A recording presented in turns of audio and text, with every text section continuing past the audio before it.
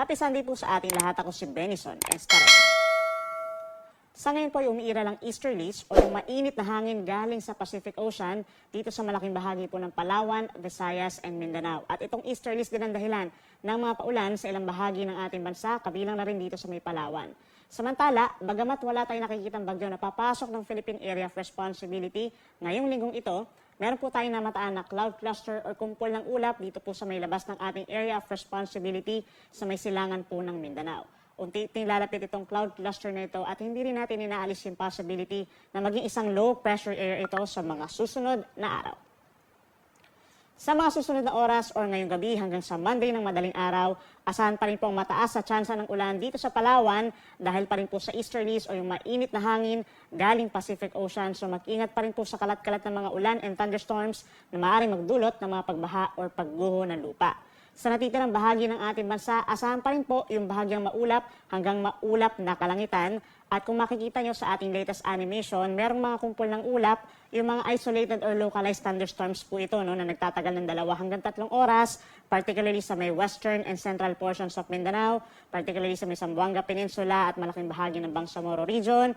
Asahan na rin po ngayong hapon hanggang gabi ang mga pulu-pulong ulan over western and central portions of Visayas.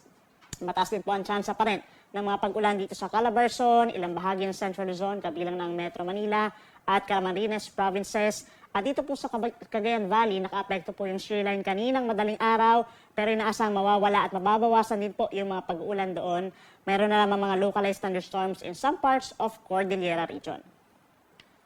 Bukas, November 6, Monday, asahan pa rin po ang mataas sa tsansa ng ulan over Palawan, dulot pa rin ng easterlies. Habang meron tayong mabubuong shear line o yung tagpuan ng mainit na hangin na easterlies at yung malamig na northeast monsoon ramihan po by tomorrow dito po sa Quezon and Bicol region as well as Marinduque and Oriental Mindoro. So asahan po as early as morning, makulimlim na ang panahon at sasamahan ito ng kalat-kalat na ulan and thunderstorms. Mas madalas po pagsapit ng hapon ng Lunes, kaya mag-ingat po sa mga posibleng pagbaha at pagguho ng lupa. Tulad ng nabanggit ko kanina, magbabalik po ang northeast monsoon dito sa Northern Luzon. Asahan ang bahagyang maulap hanggang minsan maulap na kalangitan, lalo na sa Cagayan Valley and Cordillera region, nasasamahan lamang po ng mga saglit na may hinang pag-ulan. Habang sa Metro Manila at natitirang bahagi pa po ng Central Luzon and Calabarzon, ay bahagyang maulap hanggang maulap ang kalangitan, nasasamahan lamang po ng mga pulu-pulong ulan, dulot ng localized thunderstorms.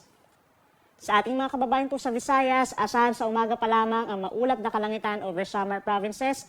Nasasamahan din po ng pulu-pulo at may hinang pag-ulan. Minsan mga thunderstorms din po pagsapit po ng hapon, dulot ng shear line. But for the rest of Visayas, bahagyang maulap hanggang maulap ang kalangitan sa araw ng Lunes.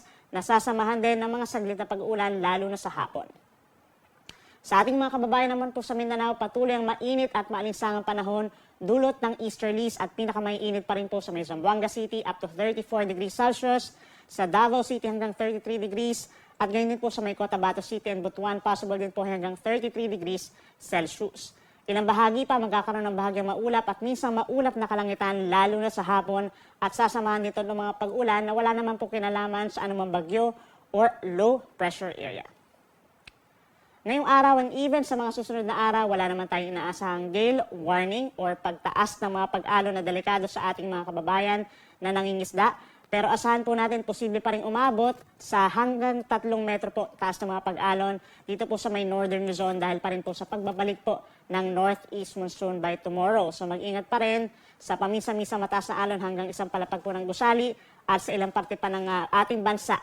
Particularly sa may Visayas, Mindanao and Southern Luzon, asahan naman po yung banayad hanggang katamtaman na taas sa mga pag-alon. Yan muna ang latest mula dito sa Weather Forecasting Center ng Pag-asa. Ako muli si Benison Estarehan na nagsasabing sa anumang panahon, Pag-asa ang magandang solusyon.